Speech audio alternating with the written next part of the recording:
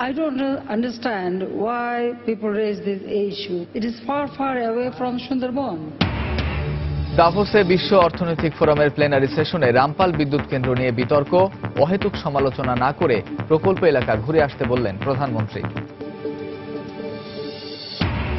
ট্রাম্পের শপথ অনুষ্ঠানের একদিন আগে ওয়াশিংটন ডিসিতে বিক্ষোভ, পরবর্তী মার্কিন প্রেসিডেন্টকে নিজস্ব দৃষ্টিভঙ্গিতে চলার পরামর্শ ওবামার।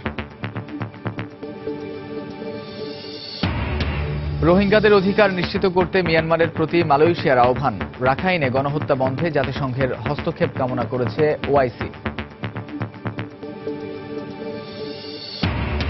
এবং ইতালির পূর্বাঞ্চলে ভূমিকম্পের প্রভাবে তুষারধসে ৩০ জনের মৃত্যুর আশঙ্কা, বরফে চাপা পড়া হোটেলটিতে জীবিতদের সন্ধানে চলছে উদ্ধার কাজ।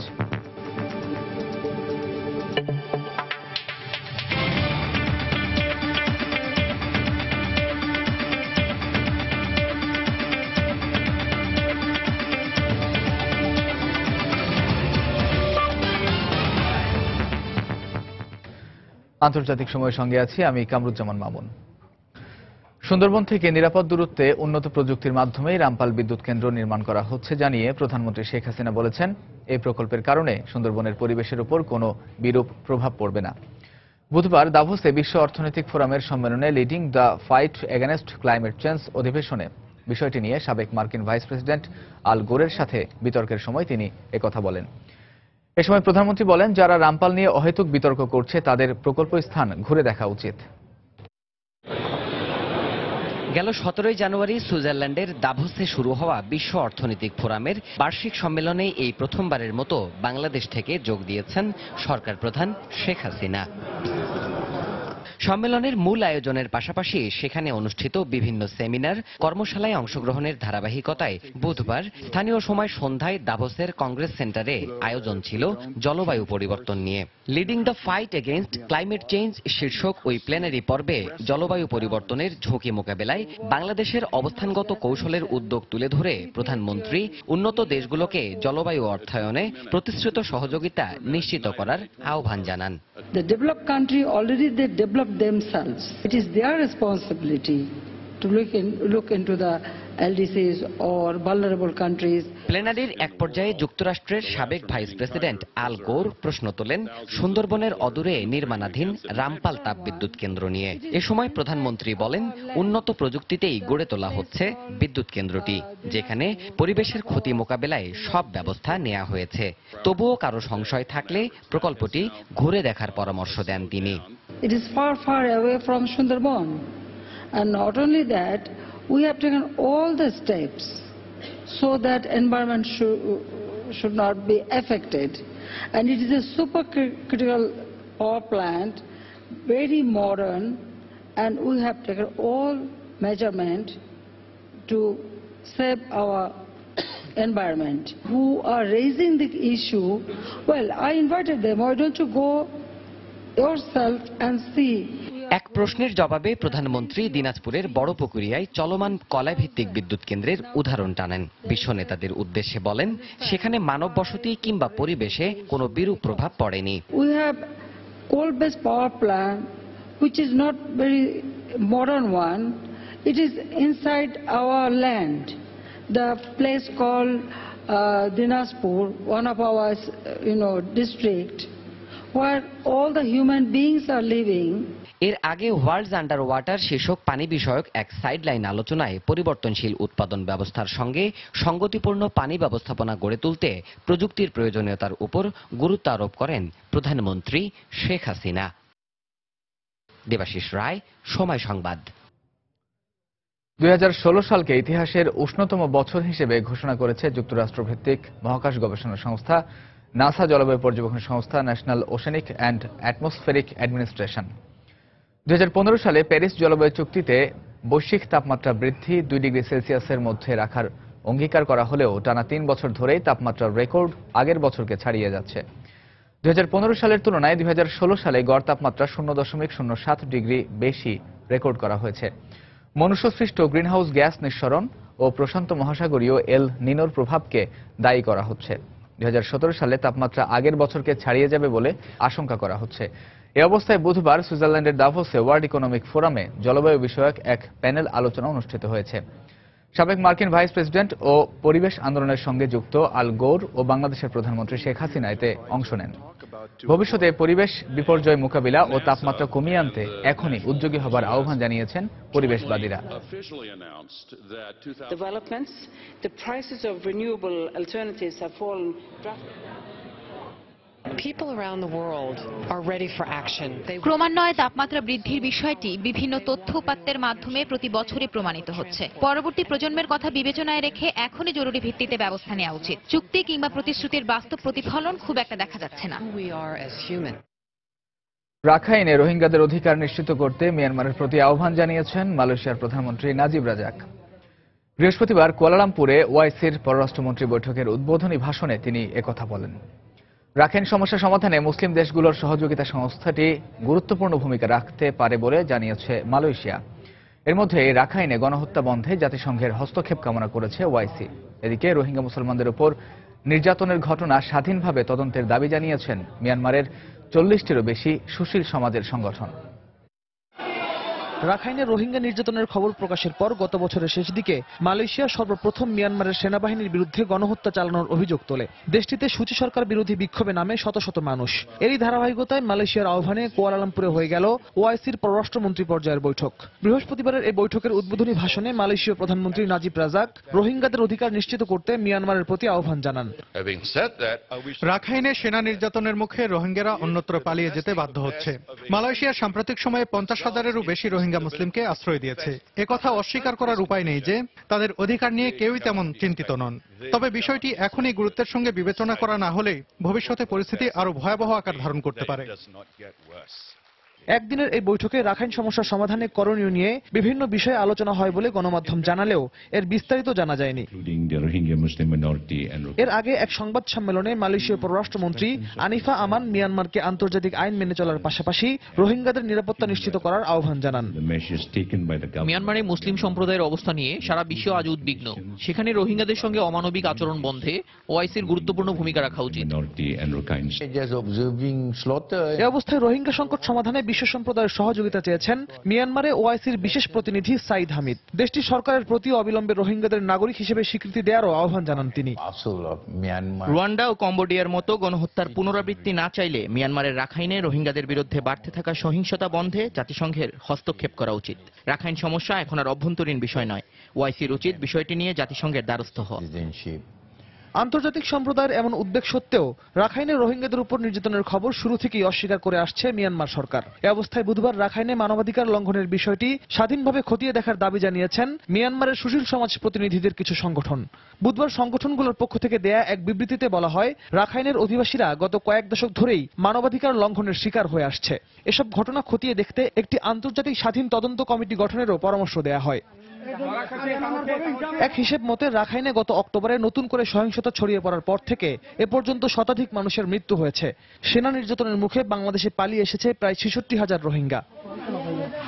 রিয়াদুল ইসলাম, সময় সংবাদ। দেখছেন আন্তর্জাতিক সময়।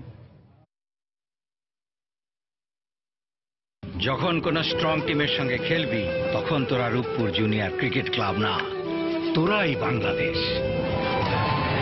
তুই রাফিনা আমাদের সাকিব, তুই মুশফিক, তুই তামিম, আর তুই ক্যাপ্টেন মাশরাফি দ্য ফাইটার। জীবনে হার জিত ভুলে শেষ পর্যন্ত লড়ে যাও, বিজয় আসবেই। রবি। যুক্তরাষ্ট্রের বিদায়ী প্রেসিডেন্ট বারাক ওবামা তার ক্ষমতা হস্তান্তরের আগে বুধবার শেষ সংবাদ সম্মেলনে রুশ মার্কিন সম্পর্ক, ফিলিস্তিন শান্তি প্রক্রিয়া সহ বিভিন্ন বিষয়ে কথা বলেছেন। নবনির্বাচিত ডোনাল্ড ট্রাম্পকে নিজস্ব দৃষ্টিভঙ্গিতে চলারও পরামর্শ দেন তিনি। সাবেক সেনা কর্মকর্তা চেলসি ম্যানিংয়ের সাজা কমিয়ে আনার সিদ্ধান্তের ব্যাপক সমালোচনা হলেও ওবামা বলেছেন তার বিবেচনায় তার ব্যাপারে তিনি সঠিক সিদ্ধান্ত নিয়েছেন। এদিকে ট্রাম্পের শপথ অনুষ্ঠানের একদিন আগেও ওয়াশিংটন ডিসিতে বিক্ষোভ করে মার্কিনীরা। যুক্তরাষ্ট্রে নবনির্বাচিত প্রেসিডেন্ট ডোনাল্ড ট্রাম্পের শপথের দিন যত ঘনিয়ে আসছে ততই বিক্ষোভে উত্তাল হয়ে উঠছে ওয়াশিংটন। বুধবার রিফিউজ ফ্যাসিজম শীর্ষক একটি বিক্ষোভ মিছিল ম্যাকফারসন চত্বর থেকে শুরু হয়ে ক্যাপিটাল হিলে গিয়ে শেষ হয়। একই দিন ডিসরাপ্ট J20 নামে একটি গ্রুপ অভিষেক অনুষ্ঠান বাধা দিতে রাস্তাঘাট অবরোধের হুঁশিয়ারি দেয়। তবে শহরের সার্বিক নিরাপত্তায় কঠোর ব্যবস্থা নেওয়ার আশ্বাস দিয়েছে পুলিশ। অভিষেক অনুষ্ঠানের সব প্রস্তুতি সম্পন্নের এক ফাঁকে বুধবার হোয়াইট হাউসের শেষ সংবাদ সম্মেলনে অংশ নেন যুক্তরাষ্ট্রের প্রথম কৃষ্ণাঙ্গ প্রেসিডেন্ট হিসেবে ইতিহাস রচনা করা বারাক ওবামা। পরপর 2 দফায় নির্বাচিত এই রাষ্ট্রপ্রধান শুক্রবার আনুষ্ঠানিকভাবে নতুন প্রেসিডেন্ট ডোনাল্ড ট্রাম্পের কাছে ক্ষমতা হস্তান্তর করবেন। তার আগে 1 ঘণ্টার এই বিদায়ী সংবাদ সম্মেলনে তিনি ট্রাম্পকে নিজের দৃষ্টিভঙ্গি ও মূল্যবোধকে গুরুত্ব দিয়ে সে অনুযায়ী দেশের স্বার্থে কাজ করার পরামর্শ দেন। শুধুমাত্র রিপাবলিকান সমর্থকদের কথা মাথায় রেখে এবং ভারসাম্য রক্ষায় সংখ্যালঘু ও নারীদের কথা না ভেবেই ট্রাম্প তার মন্ত্রিসভা সদস্যদের মনোনয়ন দিয়েছেন বলে অভিযোগ করেন ওবামা। ট্রাম্প শুধু তাদের কথার গুরুত্ব দেন যারা তার সঙ্গে একমত পোষণ করেন, কিন্তু একার সিদ্ধান্তে দেশ পরিচালনা করা সম্ভব নয়। তিনি যেসব কম বয়সী অনভিজ্ঞ ব্যক্তিদের গুরুত্বপূর্ণ পদে বসিয়েছেন তারা কিভাবে উপযুক্ত তথ্য দিয়ে যৌক্তিক সিদ্ধান্ত নিতে সাহায্য করবে আমি জানি না। তাই আমি মনে করি ট্রাম্পের উচিত হবে তার উপদেষ্টাদের মতামতকে তেমন গুরুত্ব না দিয়ে নিজের বিবেচনা অনুযায়ী চলা। প্রেসিডেন্ট ওবামা যুক্তরাষ্ট্রে গণতন্ত্র সমুন্নত রাখতে সবার সহযোগিতা কামনা করেন। দেশের অর্থনৈতিক উন্নয়নে কৃষ্ণাঙ্গ, ধর্মীয় সংখ্যালঘু থেকে শুরু করে সবার জন্য তিনি সমান সুযোগ সৃষ্টির উপর গুরুত্ব আরোপ করেন। সব ব্যবধান ভুলে প্রতিটি মার্কিনীর জন্য সমান সুযোগের দ্বার খুলে দিতে হবে। তাহলে একদিন এদেশেই একজন নারী প্রেসিডেন্ট নির্বাচিত হবেন। অভিবাসী, ইহুদি, হিন্দু সহ যে কোনো সম্প্রদায়ের মানুষ সর্বোচ্চ ক্ষমতা গ্রহণ করতে পারবে। তবে সাংবাদিকদের কাছে সবচেয়ে বেশি গুরুত্ব পায় যুক্তরাষ্ট্রের সরকারি গোপন নথি ফাঁসের জন্য কারাদণ্ডপ্রাপ্ত চেলসি ম্যানিং এর শাস্তি কমিয়ে আনার প্রসঙ্গটি। সাবেক সেনা কর্মকর্তা চেলসির শাস্তি তার অপরাধের তুলনায় বেশি হয়ে গেছে বলে মন্তব্য করেন ওবামা। চেলসি যে অপরাধ করেছে তার সাজা হিসেবে 35 বছরের কারাবাস আমার বিবেচনা একটু বেশি। এ কারণেই আমি নির্বাহী ক্ষমতা বলে তার শাস্তি কমানোর সিদ্ধান্ত নিয়েছি। এতে ন্যায় বিচার প্রতিষ্ঠিত হয়েছে। বৈশ্বিক স্বার্থে যুক্তরাষ্ট্র ও রাশিয়ার সম্পর্ক উন্নয়ন জরুরি হলেও রুশ প্রেসিডেন্ট ভ্লাদিমির পুতিন শেষবার ক্ষমতা গ্রহণের পর দুই দেশের মধ্যে স্নায়ুযুদ্ধের সময়কার রেষারেষি ফিরে এসেছে বলে জানান ওবামা। এ অবস্থায় দুই দেশের সম্পর্কে স্থিতিশীলতা আনা আগের চাইতেও কঠিন হয়ে পড়েছে বলে জানান তিনি। রুশ প্রেসিডেন্ট ক্ষমতা গ্রহণের পর থেকে মার্কিন বিরোধী মনোভাব পোষণ করছেন। বিশ্ববাসীকে তিনি বোঝাতে চাইছেন মার্কিনীরা যাই করুক না কেন সেটা রাশিয়ার জন্য খারাপ ফল বয়ে আনবে। প্রতিটি ক্ষেত্রে এমন স্পষ্ট বিরোধপূর্ণ অবস্থান কখনোই সুফল দেবে না, দুদেশের মধ্যে সম্পর্ক উন্নয়নের সহায়কও হবে না। শুক্রবার হোয়াইট হাউসে যুক্তরাষ্ট্রের 45তম প্রেসিডেন্ট হিসেবে আনুষ্ঠানিকভাবে শপথ গ্রহণ করবেন ডোনাল্ড ট্রাম্প। তবে টুইটারে সম্প্রতি বিতর্কিত মন্তব্য করায় এ নিয়ে অর্ধশতাধিক ডেমোক্র্যাট কংগ্রেস সদস্য তার অভিষেক অনুষ্ঠান বর্জনের ঘোষণা দিয়েছেন। সঞ্জনা চৌধুরী, সময় সংবাদ। যুক্তরাজ্য, জার্মানি ও ফ্রান্সের শীর্ষ নেতারা যুক্তরাষ্ট্রের অভ্যন্তরীণ বিষয়ে একতরফা হস্তক্ষেপ করেছে উল্লেখ করে রাশিয়ার পররাষ্ট্রমন্ত্রী সের্গেই ল্যাভরভ বলেছেন, হ্যাকিংয়ের অভিযোগে রাশিয়াকে দোষারোপ করা অযৌক্তিক। বুধবার মস্কোর এক সংবাদ সম্মেলনে তিনি বলেন, মার্কিন চ্যান্সেলর অ্যাঙ্গেলা মার্কেল, ফরাসি প্রেসিডেন্ট ফ্রাঁসোয়া ওলাদ, ব্রিটেনের প্রধানমন্ত্রী থেরেসা মে সহ অন্য শীর্ষ ইউরোপীয় নেতা মার্কিন প্রেসিডেন্ট নির্বাচনের প্রচারণায় সরাসরি হস্তক্ষেপ করেছেন। তারা একদিকে যেমন সাবেক ফার্স্ট লেডি হিলারি ক্লিন্টনের পক্ষে খোলাখুলি প্রচারণা চালিয়েছেন, তেমনি রিপাবলিকান নেতা ডোনাল্ড ট্রাম্পের ভাবমূর্তি ক্ষুণ্ণ করতে জোরালো অবস্থান নেন। তাই এসব বিষয় বিবেচনায় নিয়ে হ্যাকিংয়ের পেছনে রাশিয়াকে মিথ্যা দোষারোপ না করতে ওয়াশিংটনের প্রতি আহ্বান জানান ল্যাভরভ। ট্রাম্প প্রশাসন তার নিজের স্বার্থে রাশিয়ার সঙ্গে কাজ করার বিষয়ে আগ্রহ দেখিয়েছে উল্লেখ করে তিনি বলেন, রাশিয়াও প্রয়োজনে যুক্তরাষ্ট্র, ইউরোপীয় ইউনিয়ন ও ন্যাটোর সঙ্গে কাজ করবে। আন্তর্জাতিক সময় আরো দেখবেন। ভারতের উত্তরপ্রদেশে ট্রাক ও স্কুল বাসের সংঘর্ষে 15 জন শিশু নিহত, আহত 30, হতাহতদের সবাই স্কুল বাসের যাত্রী। ইতালির মধ্য পূর্বাঞ্চলীয় শহর আব্রুজোতে তুষারধসে অন্তত 30 জনের মৃত্যুর আশঙ্কা করা হচ্ছে। স্থানীয় কর্মকর্তারা জানান, গ্রান স্যাসো পর্বতমালার পাশে থাকা একটি হোটেলের ওপর বৃহস্পতিবার বরফ ধসে পড়লে এ দুর্ঘটনা ঘটে। পরপর কয়েক দফা ভূমিকম্পের কারণে এই বরফ ধস হয়েছে বলে ধারণা করা হচ্ছে। বেশ কয়েকটি উদ্ধারকারী দল বরফের স্তূপ সরিয়ে হোটেলটিতে পৌঁছানোর চেষ্টা করছে। উদ্ধারকারী দলের সমন্বয়ক এই ঘটনায় বেশ কয়েকজনের প্রাণহানির কথা জানিয়েছেন। বিশালাকৃতির বরফখণ্ড আছড়ে পড়ায় হোটেলের ছাদ ধসে পড়ার আশঙ্কার কথাও জানিয়েছে উদ্ধারকারীরা। পাশের একটি হোটেল থেকে 20 জন পর্যটককে এরই মধ্যে উদ্ধার করা হয়েছে। এর আগে বুধবার ইতালির রোম ও এর আশপাশে কয়েক দফা ভূমিকম্প আঘাত হানে। ভূমিকম্পে একজনের মৃত্যুর খবর পাওয়া গেছে। যুক্তরাষ্ট্রের ভূতাত্ত্বিক জরিপ সংস্থা জানায় প্রায় 1 ঘন্টার মধ্যে 5.3, 5.7 এবং 5.6 মাত্রার 3টি ভূমিকম্প অনুভূত হয়। যুক্তরাষ্ট্রের লস অ্যাঞ্জেলসে অজ্ঞাত বন্দুকধারীর হামলায় এক বাংলাদেশি তরুণ নিহত হয়েছে। স্থানীয় সময় মঙ্গলবার রাতে লস ফেলিস এলাকার শেভরন গ্যাস স্টেশনে এ ঘটনা ঘটে বলে জানায় গণমাধ্যম। পুলিশ জানায় মিজানুর রহমান নামে বাংলাদেশি ওই তরুণ শেভরন গ্যাস স্টেশনের ক্যাশ কাউন্টারের দায়িত্বে ছিলেন। ঘটনার দিন রাতে এক অজ্ঞাত বন্দুকধারী মিজানুরের ওপর গুলি চালিয়ে কাউন্টারের টাকা ছিনতাই করে গাড়ি নিয়ে পালিয়ে যায়। গুলিবিদ্ধ অবস্থায় মিজানুর পুলিশকে খবর দিলে তাকে দ্রুত উদ্ধার করে হাসপাতালে নিয়ে যাওয়া হয়। পরে চিকিৎসক মিজানুরকে মৃত ঘোষণা করেন। এদিকে হত্যাকাণ্ডের একদিন পেরিয়ে গেলেও ঘাতককে শনাক্ত করতে পারেনি পুলিশ। ওই গ্যাস স্টেশনের আশপাশে 32টি সিসিটিভি ফুটেজ পরীক্ষা নিরীক্ষার পাশাপাশি তদন্ত অব্যাহত রাখার কথা জানায় তারা। Called 911 and was taken to the hospital, but didn't. They will say the suspect took off in a light-colored car. Police say around 3. সিরিয়ার গৃহযুদ্ধের বিষয়ে মতপার্থক্য থাকলেও দেশটিতে আইএস জঙ্গিদের অবস্থানে প্রথমবারের মতো যৌথ বিমান হামলা চালিয়েছে রাশিয়া ও তুরস্ক। এদিকে চলমান যুদ্ধবিরতির মধ্যেই দামেস্কের আশপাশের কয়েকটি শহরে আসাদপন্থী ও বিদ্রোহীদের সংঘর্ষের খবর পাওয়া গেছে। পূর্বাঞ্চলীয় শহর দেইর আল জোরে বুধবার আইএসের সঙ্গে সরকারি বাহিনীর তুমুল লড়াই হয়েছে। সিরিয়ার পূর্বাঞ্চলে জঙ্গি গোষ্ঠী আইএসের আধিপত্য জোরালো হয়, সেখানে সামরিক অভিযান অব্যাহত রেখেছে সরকারি বাহিনী। বুধবার দেইর আল জোরে আইএসের সঙ্গে সেনাদের তীব্র সংঘর্ষের একটি ভিডিও প্রকাশ করে সামরিক বাহিনী। কিছু এলাকা থেকে আইএসকে হটিয়ে দেওয়া হয়েছে বলে সেনাদের পক্ষ থেকে দাবি করা হয়। একই দিন আলেপ্পোর উত্তর পূর্বাঞ্চলে তুরস্ক সীমান্ত থেকে 20 কিলোমিটার দূরবর্তী আলবাব শহরে আইএসের কয়েকটি অবস্থানে হামলা চালায় তুর্কি ও রুশ জঙ্গি বিমান। এই হামলায় আইএসের কিছু স্থাপনা ধ্বংসের দাবি করা হয়। পরে রুশ বাহিনীর পক্ষ থেকে সিরিয়ায় তুরস্কের সঙ্গে যৌথভাবে আইএস বিরোধী অভিযানের আনুষ্ঠানিক ঘোষণা দেওয়া হয়। সহযোগী তুরস্কের সঙ্গে একজোট হয়ে এই প্রথম আমাদের যুদ্ধ বিমানগুলো আল বাবে হামলা চালালো। বুধবারের অভিযানে 9টি রুশ ও 8টি তুর্কি বিমান অংশ নিয়ে 36টি লক্ষ্যবস্তুতে আঘাত হেনেছে। সিরিয়া সরকারের সঙ্গে চুক্তি অনুযায়ী অভিযান চালানো হচ্ছে।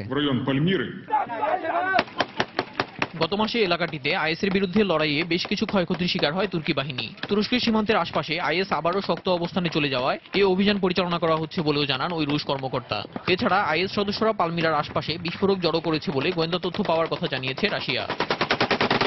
এদিকে রাজধানী দামেস্কের কাছাকাছি শহরগুলোতে সেনা ও আসাদপন্থী যোদ্ধাদের সঙ্গে বিদ্রোহীদের সংঘর্ষ চলমান থাকায় পানি সরবরাহ ব্যাহত হচ্ছে বলে স্থানীয় সূত্রগুলোর বরাতে জানিয়েছে রয়টার্স।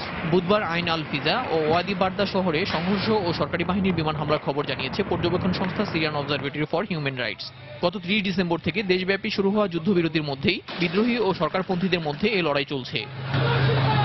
সিরিয়ায় গৃহযুদ্ধ বন্ধ ও বিদ্রোহীদের সঙ্গে প্রেসিডেন্ট বাশার আল আসাদের দ্বন্দ্ব কমিয়ে সমাধানের পথ ত্বরান্বিত করতে 23 জানুয়ারি কাজাখস্তানের রাজধানী আস্তানায় শান্তি আলোচনার কথা রয়েছে। তুরস্ক ও রাশিয়ার মধ্যস্থতায় অনুষ্ঠিতব্য এই আলোচনায় যোগ দেবে বলে এরই মধ্যে জানিয়েছে বিদ্রোহীরা। দেলোয়ার হোসেন, সময় সংবাদ। আইএসের কাছ থেকে মসুলের পূর্বাংশ পুরোপুরি পুনর্দখলের পর জঙ্গিদের নিয়ন্ত্রণে থাকা সবশেষ অংশ পশ্চিমাঞ্চলের দিকে এগিয়ে যাচ্ছে ইরাকি যৌথ বাহিনী। এর আগে দজলা নদীর পূর্ব তীর দখল করার মধ্য দিয়ে শহরের পূর্বাঞ্চল পুরোপুরি নিজেদের নিয়ন্ত্রণে নেয় তারা। এদিকে দাভোসে বিশ্ব অর্থনৈতিক ফোরামের সম্মেলনে যোগ দিয়ে জার্মানির সঙ্গে প্রতিরক্ষা সহায়তার বিষয়ে আলোচনা করেছেন ইরাকি কুর্দি প্রেসিডেন্ট মাসুদ বারজানি। একের পর এক এলাকা নিজেদের নিয়ন্ত্রণের বাইরে চলে যাওয়ায় মরিয়া হয়ে উঠেছে আইএস জঙ্গিরা। মসুলের পশ্চিমাঞ্চলে জঙ্গিদের শক্ত প্রতিরোধের মধ্যেই এগিয়ে যাচ্ছে ইরাকি যৌথ বাহিনী। এর মধ্যেই পশ্চিমের বিমানবন্দরের কাছে আইএসের অবস্থান লক্ষ্য করে রকেট হামলা চালিয়েছে তারা।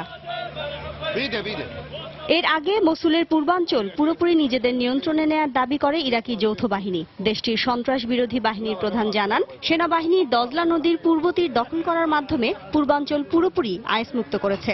একই সঙ্গে পশ্চিমাঞ্চল শিগগিরই আইএস মুক্ত করার আশাবাদ ব্যক্ত করেন তিনি। অন্য দেশের নিরাপত্তা বাহিনীর সহায়তায় আমাদের বীর সেনারা 3 মাসেই মসুলের পূর্বাঞ্চল পুনর্দখল করেছে। গেল কয়েকদিনে এলাকাগুলো আইএস মুক্ত করতে আমাদের সেনারা আগের চেয়ে দ্রুত গতিতে এগিয়েছে। আমরা আশা করছি পশ্চিমাঞ্চল পুনর্দখল পূর্বাঞ্চলের চেয়ে সহজ হবে। এর মধ্যেই দাভোসে বিশ্ব অর্থনৈতিক ফোরামের সম্মেলনে জার্মানির সঙ্গে সন্ত্রাস বিরোধী সংগ্রামে সহায়তার বিষয়ে আলোচনা করেছেন ইরাকের কুর্দি প্রেসিডেন্ট। বুধবার জার্মান প্রতিরক্ষা মন্ত্রী উর্সুলা ভন ডের লিয়েনের সঙ্গে আলোচনা শেষে সাংবাদিকদের একথা জানান তিনি। আমাদের সঙ্গে জার্মানির বন্ধুত্বপূর্ণ সম্পর্ক রয়েছে। তারা আমাদের পেশমার্গা সেনাদের প্রশিক্ষণ দিয়ে সহায়তা করছে। পাশাপাশি তারা আমাদের অস্ত্র ও গোলাবারুদ সরবরাহ করেও সহায়তা করছে। এছাড়াও দুপক্ষের সহযোগিতায় সন্ত্রাস বিরোধী অভিযানে ইতিবাচক ফলাফল অর্জনের বিষয়েও আলোচনা হয়েছে। গত বছরের আগস্টে কুর্দি সরকারের অনুরোধে এখন পর্যন্ত আরবিলে 1,500 রাইফেল সহ 70 টন অস্ত্রশস্ত্র, শতাধিক রকেট এবং 3টি সমরযান সরবরাহ করেছে জার্মানি। শিরিন আক্তার, সময় সংবাদ। আন্তর্জাতিক সময় আরো যা দেখবেন। মালির উত্তরাঞ্চলে সামরিক ঘাঁটিতে আত্মঘাতী গাড়ি বোমা হামলায় নিহতের সংখ্যা বেড়ে 60। আল কায়দা সংশ্লিষ্ট জঙ্গি গোষ্ঠীর দায় স্বীকার। গাম্বিয়ার প্রেসিডেন্ট ইয়াহিয়া জামেহ মেয়াদ শেষ হলেও পদত্যাগে অস্বীকৃতি জানিয়েছেন।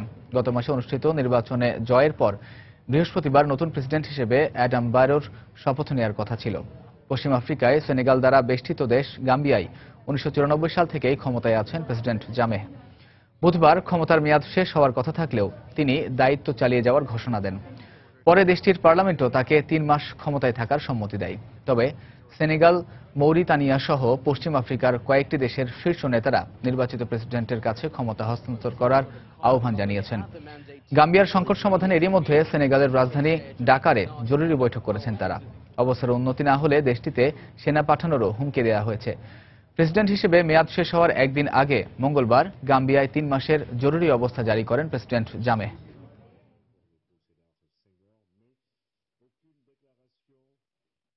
ইরানের তেহরানে একটি হোটেলে ভয়াবহ অগ্নিকাণ্ডের পর তা ধসে পড়ার ঘটনায় অন্তত 38 জনের মৃত্যুর আশঙ্কা করা হচ্ছে। তাদের সবাই দমকল বাহিনীর সদস্য বলে জানায় স্থানীয় গণমাধ্যম। 17 তলার এই পুরনো হোটেলটিতে আগুন লাগার পর তা নিয়ন্ত্রণে ঘটনাস্থলে প্রায় 200 দমকল কর্মী জড়ো হয়। এমন সময় হঠাৎ করে ভবনটির অধিকাংশ ধসে পড়লে বহু মানুষ হতাহত হয়। ধ্বংসস্তূপে 50 থেকে 100 জনেরও মতো আটকে পড়ে থাকতে পারে বলে আশঙ্কা কর্তৃপক্ষের। অনেক পুরনো এই হোটেলটিকে আগেই ঝুঁকিপূর্ণ ঘোষণা করা হয়েছিল বলে জানায় গণমাধ্যম।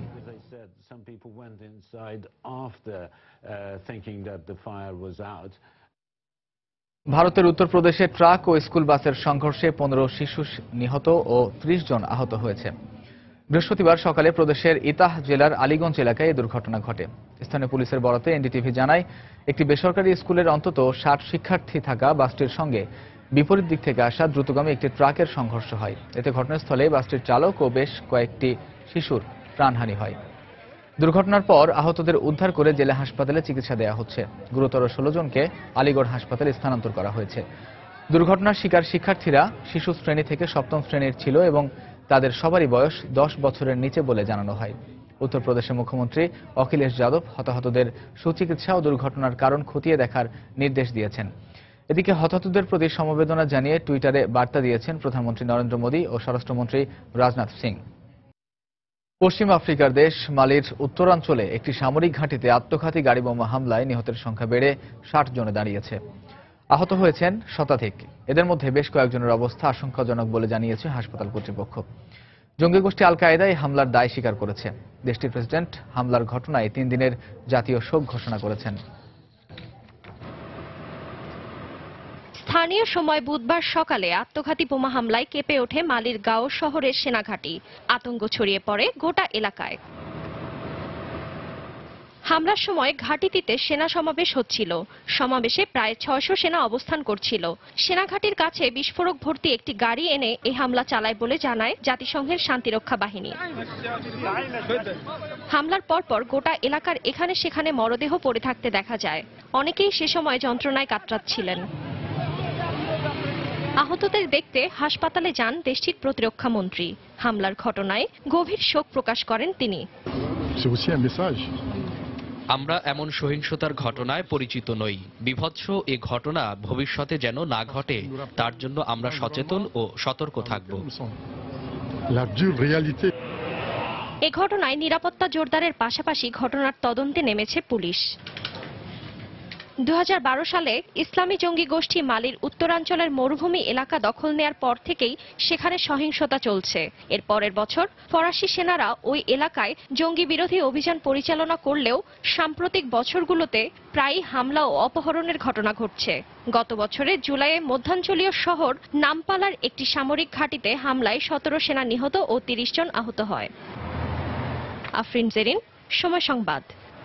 স্যামসাং গ্রুপের চেয়ারম্যানের ছেলে লি জায়ে ইয়ংকে গ্রেফতারের আবেদন খারিজ করে দিয়েছেন দক্ষিণ কোরিয়ার আদালত। পর্যাপ্ত প্রমাণ না থাকার কারণে আইনজীবীদের করা আবেদন খারিজ করা হয় বলে আদালতে জানানো হয়।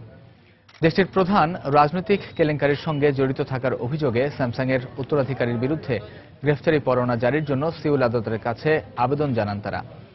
সরকারি সুবিধার বিনিময়ে দেশটির প্রেসিডেন্ট পার্ক গিউন হাইয়ের ঘনিষ্ঠ বন্ধু চই সুন সিলের মুনাফা ভিত্তিক কোম্পানিকে ঘুষ দেওয়ার অভিযোগ আনা হয় লি এর বিরুদ্ধে। যুক্তরাষ্ট্রের সাবেক প্রেসিডেন্ট জর্জ H.W. বুশ ও তার স্ত্রী সাবেক ফার্স্ট লেডি বারবারা বুশকে হাসপাতালে ভর্তি করা হয়েছে। অসুস্থ হয়ে পড়ায় উভয়কেই একই সঙ্গে হাসপাতালে নেওয়া হয় বলে বুধবার জানান সাবেক প্রেসিডেন্টের মুখপাত্র। শ্বাসকষ্টজনিত রোগে আক্রান্ত 92 বছর বয়সী বুশকে হাসপাতালে নেওয়া হয়। পরে বুধবার সকালে বারবারা বুশকেও অসুস্থতার কারণে হাসপাতালে ভর্তি করা হয়। এ পর্যায়ে আবারও জানিয়ে দিচ্ছি আন্তর্জাতিক সময়ের শীর্ষ সংবাদগুলো। তেহরানে একটি হোটেলে ভয়াবহ আগুন। নিয়ন্ত্রণে কাজ করার সময় ভবনটি ধসে 38 দমকল কর্মীর মৃত্যু, আটকে পড়েছে বহু মানুষ।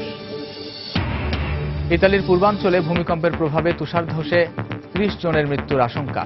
বরফে চাপা পড়া হোটেলটিতে জীবিতদের সন্ধানে চলছে উদ্ধার কাজ। ট্রাম্পের শপথ অনুষ্ঠানের একদিন আগেও ওয়াশিংটন ডিসিতে বিক্ষোভ। পরবর্তী মার্কিন প্রেসিডেন্টকে নিজস্ব দৃষ্টিভঙ্গিতে চলার পরামর্শ ওবামার। I don't understand why people raise this issue. It is far, far away from Sundarban. দাভোসে বিশ্ব অর্থনৈতিক ফোরামের প্ল্যানারি সেশনে রামপাল বিদ্যুৎ কেন্দ্র নিয়ে বিতর্ক। অহেতুক সমালোচনা না করে প্রকল্প এলাকা ঘুরে আসতে বললেন প্রধানমন্ত্রী। এই ছিল আন্তর্জাতিক সময়। যে কোনো খবর পেতে ভিজিট করুন সময়নিউজ.tv আর সঙ্গে থাকুন সময়ের।